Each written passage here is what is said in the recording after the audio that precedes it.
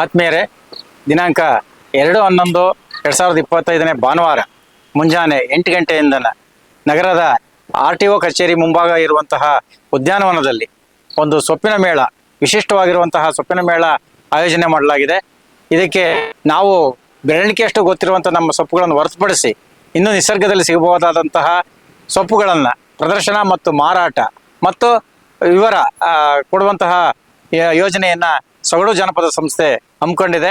ಅದಕ್ಕೆ ನಮ್ಮ ಕನ್ನಡ ಸಾಹಿತ್ಯ ಪರಿಷತ್ತಿನ ವತಿಯಿಂದ ಇಡೀ ತಾಲೂಕಿನಾದ್ಯಂತ ಇರುವ ಸದಸ್ಯರಿಗೆಲ್ಲನ ಮನವಿ ಮಾಡ್ಕೊಳ್ಳೋದೇನೆಂದರೆ, ಅವತ್ತು ತಾವು ಸಮಯಕ್ಕೆ ಸರಿಯಾಗಿ ಬಂದು ಈ ಕಾರ್ಯಕ್ರಮದಲ್ಲಿ ಭಾಗವಹಿಸಿ ತಮಗೆ ತಿಳಿದಿರುವಂಥ ಸೊಪ್ಪುಗಳನ್ನು ಕೂಡ ತಂದು ಇಲ್ಲಿ ಪ್ರದರ್ಶನ ಮತ್ತು ಮಾರಾಟ ಮಾಡುವಂತಹ ವ್ಯವಸ್ಥೆ ಇದೆ.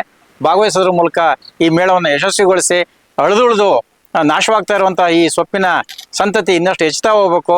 ಸೊಪ್ಪು ನಮ್ಮ ಆರೋಗ್ಯಕ್ಕೆ ತುಂಬ ಅತ್ಯುತ್ತಮವಾದಂಥದ್ದು.